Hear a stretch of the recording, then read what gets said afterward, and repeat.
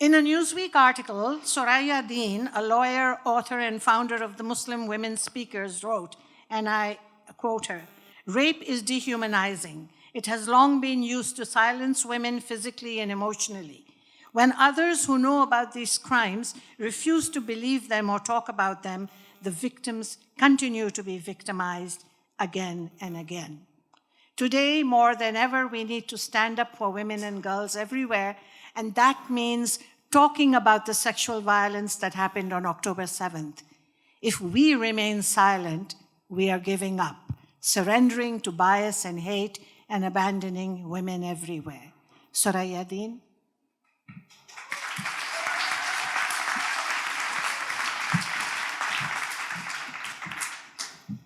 Thank you, Rahel.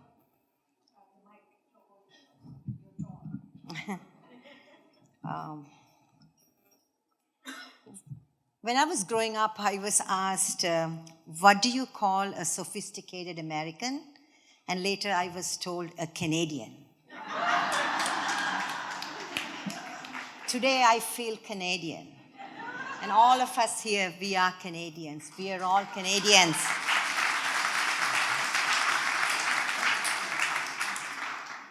Please turn to somebody next to you, behind you, in front of you, and greet each other.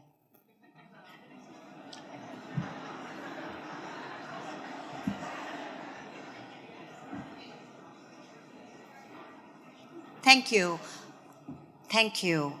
I made it a point that you do that deliberately because when we have community and solidarity, it makes us unfit to be victims. When things are broken so bad and our hearts are bleeding, we must begin to fix our vision. We have work to do, my friends, beyond this conference hall. Courage is a rarer attribute than intelligence. We have work to do. Because today there are over 13 Israeli women who are being held hostage by Hamas. They're being raped and tortured even as we are gathered here. They were kidnapped from their homes. They were taken from their beds. On October 7th, babies were burnt. Women were raped so badly that their legs couldn't be straightened for burial. Let's stand up and let's say their names. Please.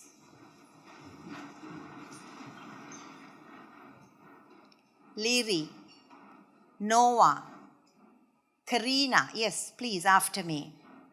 Shiri, Amit, Kamal, Daniel, Roma, Nama, Duran, Abu, and Eden.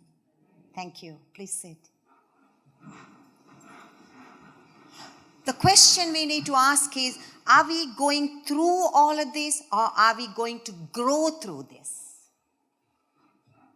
October 7th is a defining moment in all our lives. Life will never be the same for me, and I'm sure it will never be the same for you.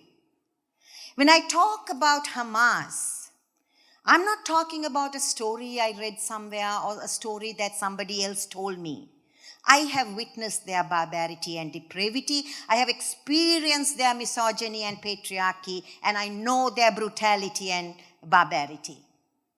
They murder Muslims.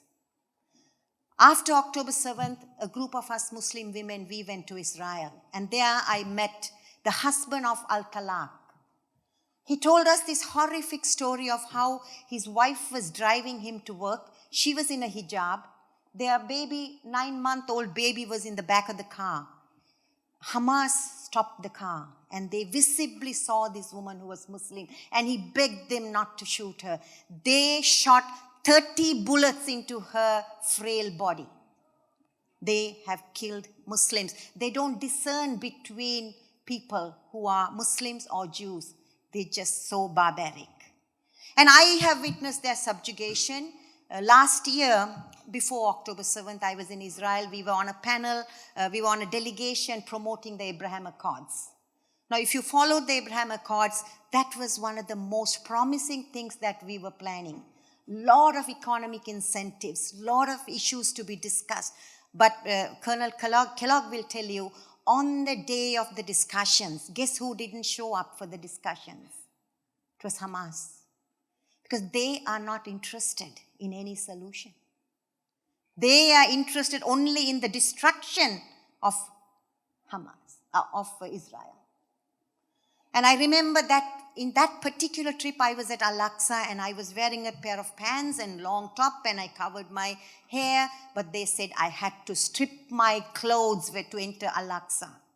What they meant was that I had to wear what they wanted me to wear. They wanted me to cover my face from head to toe in order to enter my place of worship, denying my agency to my Creator. And whom are they funded by? Iran. It's not a surprise, right? In Iran.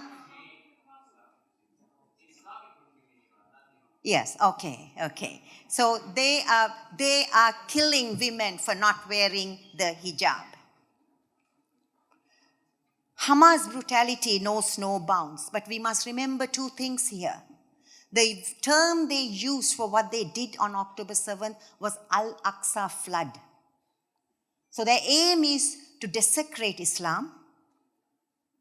The rules of combat are so clear in Islam that you cannot take women and children as hostages. You cannot desecrate the body of the dead. And you cannot take the old people as hostages. And unless there is a combatant situation, you cannot take anybody as hostages. And are we surprised that they have done what they have done? We shouldn't be. So I want to leave with some things that we should do really quickly before Rahil says my time is up. and I will concede to that only if we get to come back, Rahil.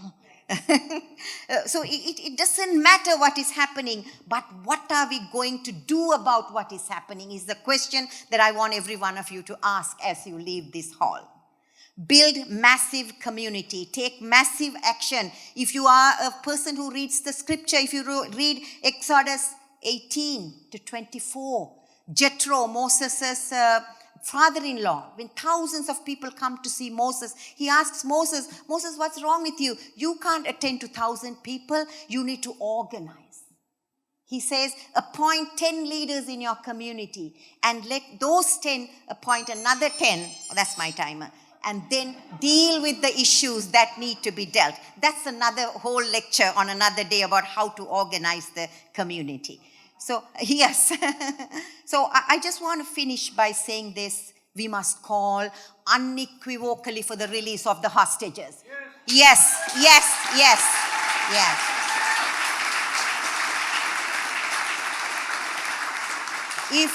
If you are social media, we need to see 300 posts this evening. If you don't, please open a social media account for this particular purpose only. And I want to remind you Dr. King's words. He said, if you can't fly, run. If you can't run, walk. If you can't walk, crawl.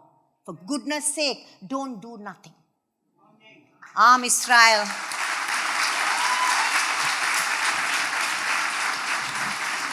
Thank you. Thank you.